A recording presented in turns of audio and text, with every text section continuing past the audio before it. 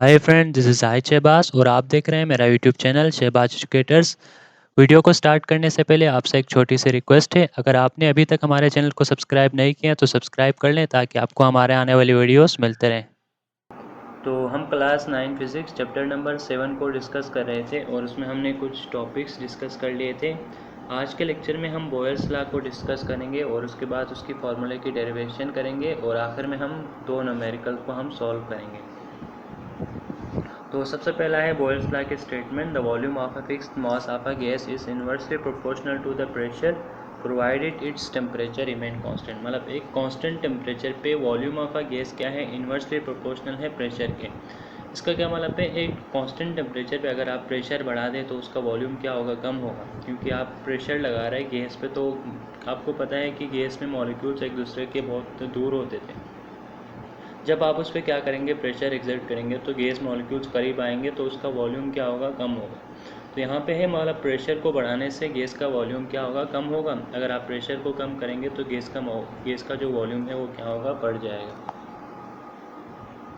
उसके बाद है Robert Boyle an English physicist and chemist. मतलब एक बॉयल क्या था, बॉयल्स क्या था, एक मतलब फिजिकिस्ट था और केमिस्ट था।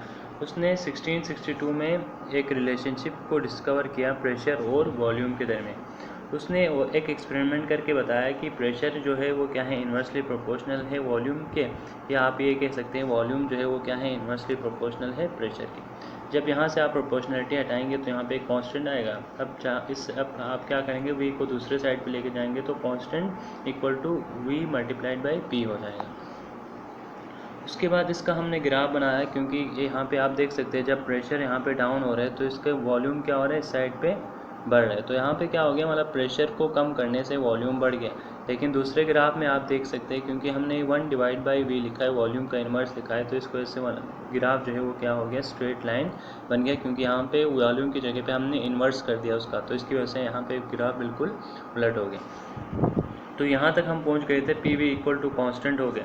तो जब आपको पता है कि P V equal to constant है तो पी वन वी वन भी कॉन्स्टेंट के बराबर है, पी टू वी टू भी क्या है, कॉन्स्टेंट के बराबर है। तो दोनों कॉन्स्टेंट के बराबर है तो हम लिख सकते हैं P one V one equal to P two V two. ये है बॉयल्स लॉ की जो फॉर्मूला है, उससे हम क्या कर सकते हैं, डिफरेंट न्यूमेरिकल को हम सॉल्व कर सकते हैं। उसके बाद एक न्यूमेरिकल है, a cylinder contain 60 cm³ of air. मतलब एक सिलेंडर है जिसका वॉल्यूम कितना है, 60 cm³ है और उस पर प्रेशर कितना है, 140 किलो पास्कल है। What will be the volume if pressure increase 420 kilo pascal. यहाँ पे आप पूछ रहे हैं कि जब आप प्रेशर को 420 किलो पास्कल कर दे तो वॉल्यूम क्या होना चाहिए। जाहिर सी बात है वॉल्यूम तो कम होना चाहिए। तो हमने उस कम वॉल्यूम जितना कम होगा उस मतलब जो वॉल्यूम होगा उस 420 किलो पास्कल पे उसको हमने निकालना है। तो हमारे पास P1 क्या है, 140 किलो पास्कल है, V1 हमारे पास 60 cm³ है और P2 हमारे पास 420 किलो पास्कल। हमने V2 निकाला। तो यहाँ से हमने फार्मूला लगाया कि P1 V1 equal to P2 V2। V2 हमने निकालना है तो P2 दूसरे साइड पे जाके डिवाइड हो गए। यहाँ पे हमने P1 V1 और P2 की हमने यहाँ पे वैल्यूज़ पुट कर दिए। पहले हम दोनों को मल्टीप्लाई करते हैं, फिर डिवाइड करेंगे तो हमारा जो न्यू वॉल्यूम आ गया वो 20 cm³ आ गया। यहाँ से आपको पता चल रहा है जब वो यहाँ पे प्रेशर बढ़ गया तो यहाँ पे वॉल्यूम क्या हो गई, कम हो गई। उसके बाद है दूसरा numerical, air at the pressure. मतलब एक हवा है उस पर प्रेशर कितना है, 1.010 की पावर 5 पास्कल लग रहे हैं एक सिलेंडर में। द एयर नाउ कंप्रेस, हमने क्या किया, एयर को कंप्रेस किया। So the same mass of air now occupies 1/5 of original volume. मतलब उसका एक ओरिजिनल वॉल्यूम था, जब आपने उसको क्या किया, कंप्रेस किया, तो उसके वॉल्यूम कितना कम हो गया, 1/5 हो गया। मतलब 1/5 ऑफ ओरिजिनल वॉल्यूम हो गया, मतलब बहुत कम हो गया। अब तो यहाँ पे टेम्परेचर क्या है, कांस्टेंट है, तो आपने ये बताना है कि 1/5 वॉल्यूम करने के लिए हमें कितना प्रेशर एक्सर्ट करना पड़ेगा। तो यहाँ पे हमने क्या निकालना है, प्रेशर निकालना है। तो सबसे पहले हमने डेटा बनाया। यहाँ पे P1 हमारे पास गिवन था 1.0 मल्टीप्लाई बाई 10 की पावर 5 और V1 के बराबर होगा और V2 क्या था, 1/5, क्योंकि हमने 5 टाइम्स कम कर दिए तो 1/5 V1 आ गया।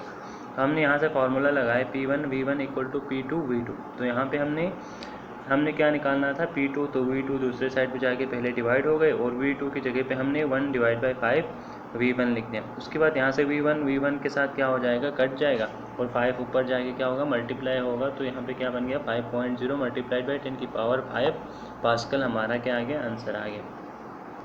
तो आज का ये हमारा एक छोटा सा लेक्चर था। उम्मीद है कि आपको समझ आ गए होंगे। अगर आपको ये वीडियो पसंद आए तो आपने हमारे चैनल को सब्सक्राइब और बेल आइकन को भी दबा देना है ताकि आपको हमारे आने वाले वीडियोस मिलते रहें। Thanks for watching.